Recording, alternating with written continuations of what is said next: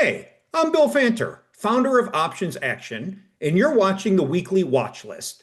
If you'd like to get access to this content before it goes live on YouTube, just hit the first link in the description to sign up for our free weekly emails. All right, let's jump right in. Welcome back, everybody. So, this will be the watch list for Monday, July 14th.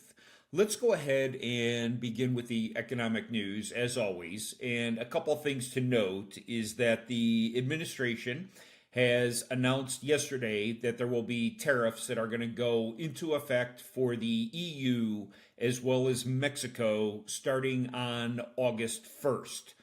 Now, this was kind of probably caught the market by a little bit of a surprise because they weren't anticipating it. But at the end of the day, we'll actually see what the follow through is and how the futures market responds to this when it opens later on Sunday afternoon. So, let's look at the scheduled data that's coming up. And this is going to be a very heavy news flow week. So, we could finally get some of the movement that we're looking for to get to newer all-time highs or drop back down within a range where we have some levels to trade against, where we have some floors and we have some ceilings. So I'll show that to you in a minute on the charts. But let's go ahead. Monday, we have no news scheduled, so we're just going to want to listen to the tariff rhetoric. Specifically, again, EU, Mexico, how do they respond? Mexico has already responded that we were working with the White House, that we were already coming to some agreements, and so I'm not exactly sure where that is, but looks like that discussion or that talk probably wasn't appeasing. So keep an eye on the tariff news on Monday. Tuesday, we're going to be wanting to watch definitely the overall CPI, right? What is the consumer price index? Is inflation going higher? Now, they are expecting that we will start to see some moderate increase in inflation due to the overall tariffs that are to go into effect. We just don't know when. So, what is happening with overall wholesale inventories and retailers is they have been stockpiling goods and services ahead of tariff implementation. But the other thing that's happening is they are also not reducing prices. So Amazon had its Prime Day, and it was one of the worst turnouts in a decade. Okay, so what does that tell you? When Prime Day is going on, but no retailers want to participate, it's because inventory at the current price levels are absolutely vital. They're not going to go and give away inventory at discounts of 20, 30, 40% when in fact they could be paying 30, 40% tariffs going forward. So if they bought goods and services at 100, they're not going to sell them at 70 to go ahead and reduce inventory on their shelves and then have to turn around and buy that same inventory at 130 or at 140 2 weeks from now. Right? So just think about what the overall dichotomy is of the market. We also have some Empire State Manufacturing Survey. That doesn't really move the market. It's going to be these CPI numbers before the bell even rings. And then we have quite a bit of Fed governors, which at this point in time is going to be more hawkish or dovish, right? Are they ready to lower rates? Are they thinking that nope, rates are going to have to stay the same? So it's going to be all around the rate discussion more so than anything.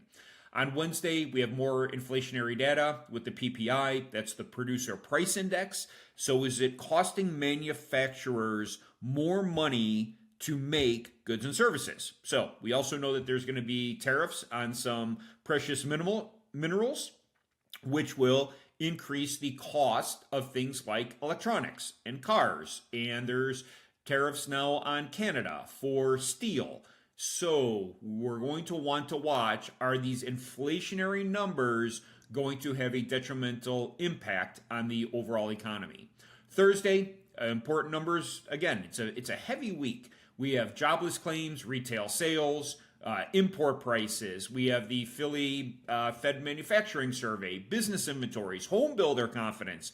Like everything that we've been waiting for the last couple of weeks to get out of this range is going to be coming up and will be announced this week. And then Friday, we're going to just finish it off with housing starts and building permits. I can tell you, and we're going to look at the home builders this morning as well. But they have sold off like 50% from their highs. And I do think home builders can catch a bid going into this. There's also been some news or leakage that, potentially Jerome Powell is thinking about stepping down and resigning early. Whether he does that or not, we'll have to wait and see, right? Don't count your chickens before they're hatched. But that would allow Trump to put somebody in the position and they would literally immediately lower rates. And that will be a tailwind for home builders as well as banks. We're going to look at the banks as well today because we have a big earnings. And speaking of the banks, let's take a look at earnings this week. So, Monday, nothing that's really going to move the markets, but Tuesday is what we're going to want to watch. We have JP Morgan, Citibank, Wells Fargo, BlackRock, State Street, Bank of New York Mellon, right? These are all the big heavyweights in the money center sector that could dramatically move the money higher or lower based upon not only the results, but their commentary. So we're going to want to listen to what are the big bank CEOs saying. Then we will have some follow through with United Airlines. I'm going to look at the airline stocks because Delta announced had really good numbers internationally. Domestically, their numbers were really poor. The airline stocks all raised higher, but then they started to give back some of it as well. Then we'll look at some of the unique one-off technology companies. Netflix is going to be reporting earnings. Now, this is anticipating a move of 7% higher or lower in either direction. Now, this will be interesting, right? Because the stock's already trading at like $1,200. So just think about, a 7% move. We're talking $80, $90 to the upside or to the downside. And then we'll also have the regional banks like PNC, US Bancorp, Western Alliance, Ally, Comerica, some of the other smaller ones, the trailers, if you will. So what's been leading the financial service sector has been these money center banks. And we'll want to see, can they stay at these all-time highs? Or are they going to pull back? Now, if they pull back, that's going to put some overall weighting on SPY. So you can see where we've been over the last week or so, right? We've just been stuck in this range, fairly narrow, 620 to 626. It's made it very difficult to somewhat trade options. And the rationale for that has been is nobody wants to go long and nobody wants to go short. And then you don't want to chase the market. So it's had these violent moves up, violent moves down. I mean, look at the size of these green and red candles on a 1 hour time frame, right? And then this is indecision. And so when you're in this chop mode, it makes it very challenging. And then you get these robust buys and robust sells, you pretty much can't catch it. So what we'd much rather see is if I were to go back here in time, where we want to see a trend form, right? Where we are moving from a low and then over hours, move higher. Start at a low, over time, move higher. But when we are just chopping back and forth, definitely makes it much more difficult. And we'll want to see, can we get past these prior all-time highs? Or do we need a pullback into this 600 range to find more of some stability before we ultimately move higher? I mean, ideally, I'd love to see us pull back somewhere here in this 616 range. I mean, optimally, it would be wonderful if they would go back down and close the gap at 600. But right there, you're talking about a 5% move to the downside. And is that possible? Absolutely it is, depending upon what the financials are going to show. So SPY has been actually stronger for the most part on a trending daily basis than the Qs have. This has been really in a much tighter range when you look at this from 550 to 557, right? We're not getting a lot of variability, but we're getting either they're buying tech or they're selling tech. Heavy buying tech, heavy selling, right? Gradual run up, heavy sell, gradual run up, and then they're selling into this. And a big catalyst is to the challenge with tech has been that when you take your three large cap weight stocks being Apple, Microsoft, and Nvidia, Apple is really weighing down the market. But Nvidia and Microsoft have been making new all-time highs. So let's go ahead and take a look at some of those. So I'm going to start with Apple. Not a fan favorite here, right? We are literally stuck. We did have this nice gap fill above, which it looked like they wanted to go long and really take out this gap on some strength. But then, wah, wah, wah, right? Nothing happened. It didn't get any follow through. I took some calls here, 220s, And needless to say, they expired worthless. But it was just a very disappointing week with Apple. It didn't move. So with this one, I would say clearly don't chase this thing for a gap fill, right? You're going to want to see it get into the gap, hold the gap, the bottom of the gap, and then move higher. But right now, there's just not a lot of love for this thing, and the street doesn't like it because they don't have an AI strategy. And there's been some rumor talk about, possibly does Tim Cook need to go? Do they need to replace him? Like, what is it going to take for Apple to really get energized to move back to the upside? Conversely, the AI trade has purely been on, right? Game on, big time, with Microsoft making new all-time highs. So we'll go ahead and make sure that we, kind of chart those levels. Again, for me, I'm not a trader of Microsoft, but if you want to take the trade, 500 is a great number, right? So think round empirical numbers, 500 to go higher, below 500, puts down to 494, so on and so forth. But this one has definitely been a market leader. The other one, NVIDIA, all-time highs.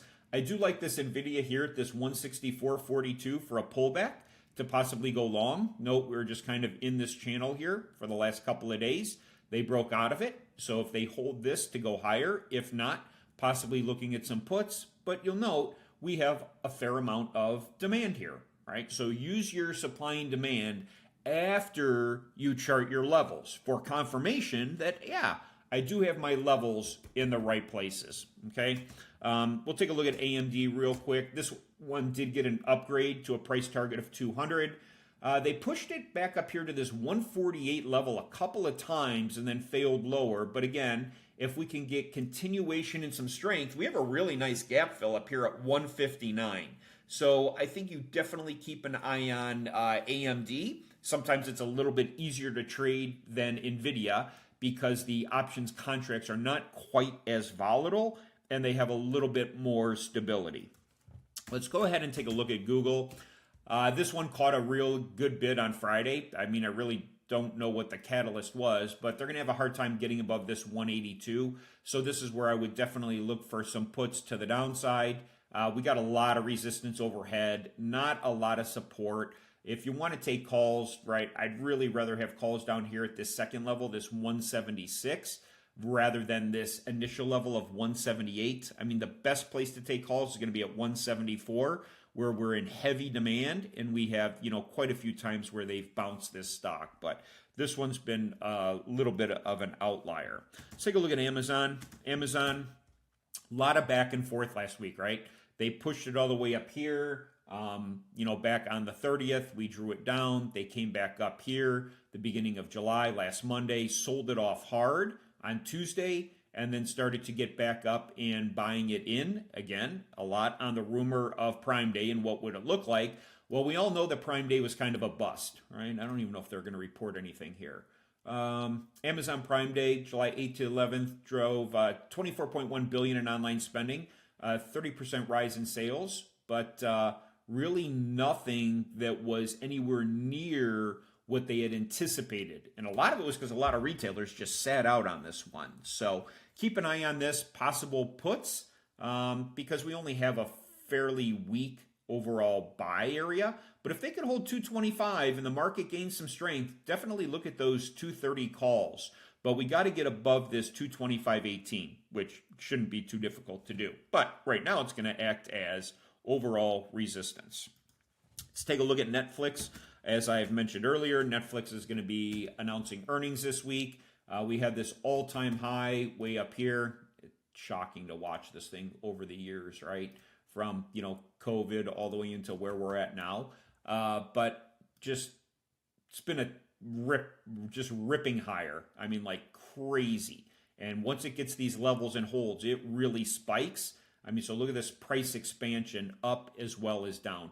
Can't say that I really like puts on this one, right? I mean, you'd be definitely fighting the trend, but we do have on a daily, at least the 9 and the 21 are starting to roll over. So I do think that you could possibly look for some puts here at this 1259.41 level. If they push up to it on the market open. And then again, we're going to need overall relative weakness for this thing to continue lower. But do note, you have a fair amount of overall buyers, and everybody's going to be anticipating the actual earnings. And earnings for this are going to be out on Thursday, the 17th. So they are this week. Premiums will be very, very expensive. Okay. So one of the things to do is when a stock is running up into earnings, just let the earnings drop and then go ahead and take the trade. Or you're going to have to do a call spread or a put spread in order to reduce the overall cost. So if I was going to do a call spread, right, I would be buying the 1260s and then selling the 1340s against it to reduce my cost. Or if I was going to do a put spread, I would be buying the 1259s and selling the 1197s, right? So you got to think about how do you reduce the cost of the structure because they're so darn expensive. Okay, one last one I want to look at is going to be Meta. Meta is increasing their AI spend. So this thing, and again, that's what the street is buying up, right? They're buying up AI. They're buying up the chip sector. They're buying up Microsoft, Azure. So this one, again, watch this 705.30. Great level. They'll probably go long. We're in demand. Don't really want to short this thing. But I think when you have a strong market, look for a pullback to continue to help this thing run higher. I did mention that I want to take a look at some of the airlines. So let's start with Boeing. Boeing, the Air India flight crash release, data release has come out. And it was not an aircraft malfunction. It was that one of the pilots turned off the fuel to the jets. Now, the black box recorders had them on audio. One pilot asking the other, why did you shut the fuel lines off to the engines? He said, I didn't do it. So there was probably sabotage in here. We'll maybe never know the actual reason why one of the pilots shut off the lines to the fuel, but that was what would appear to be the reason for the crash. So therefore, Boeing is absolved of obviously any wrongdoing, any malfunctions in the aircrafts. You're not going to be grounding their larger fleets. So therefore, we have this gap above that I would watch for it to get filled. Now, I don't want to chase this here either, right? So the bottom of the gaps, what you will also note, will act, again, think about this, it's a liquidity zone. They will act as resistance. So then they will reject and push lower. If you're going to go for a gap, and we kind of talked about that on this on Apple, right?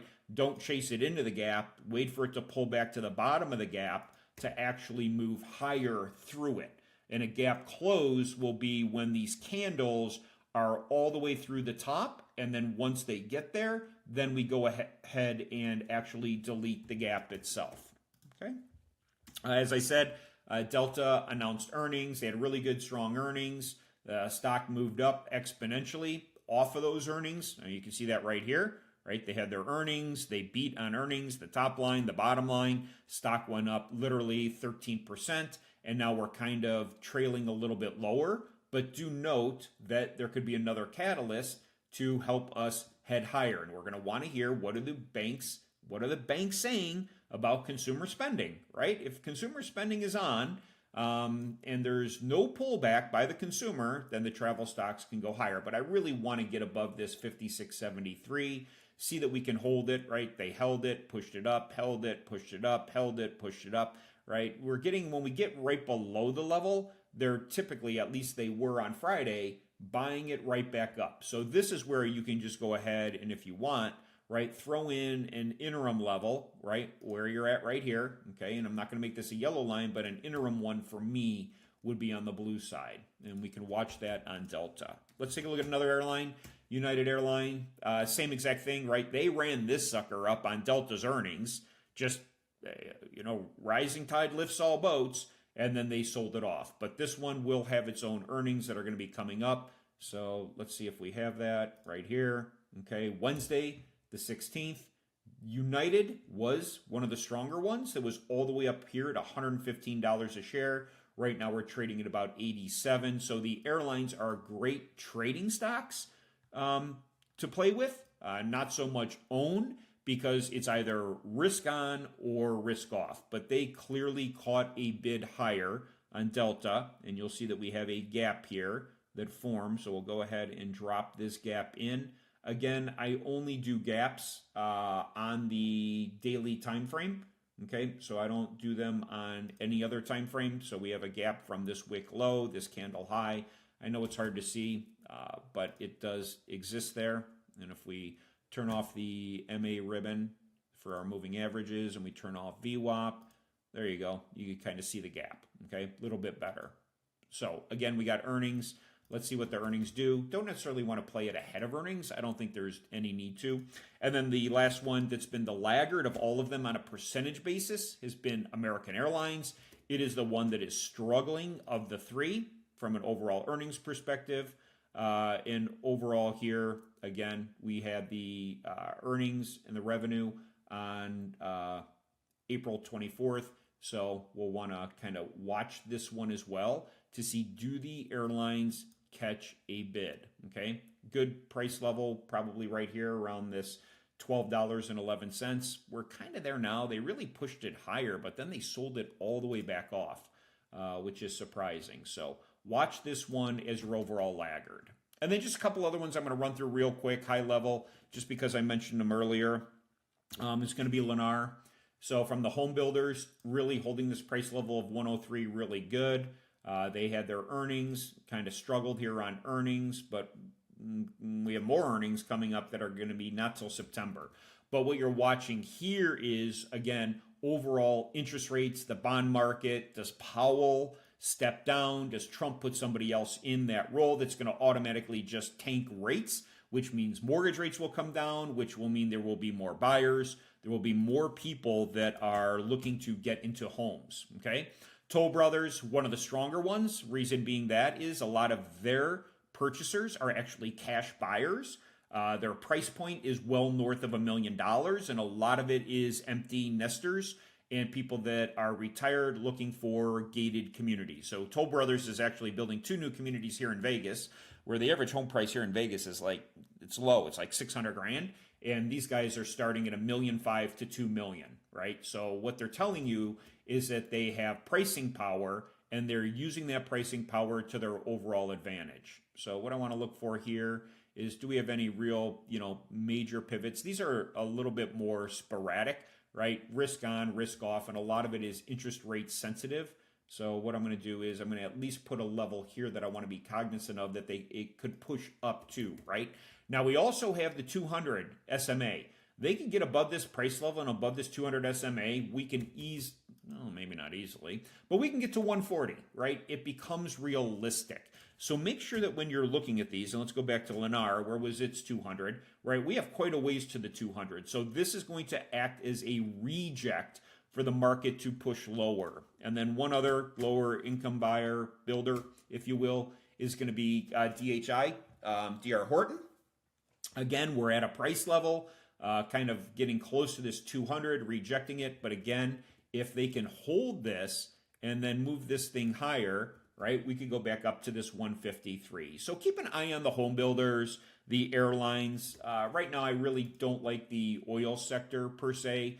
It's just, on and off depending upon what's going on in the Middle East.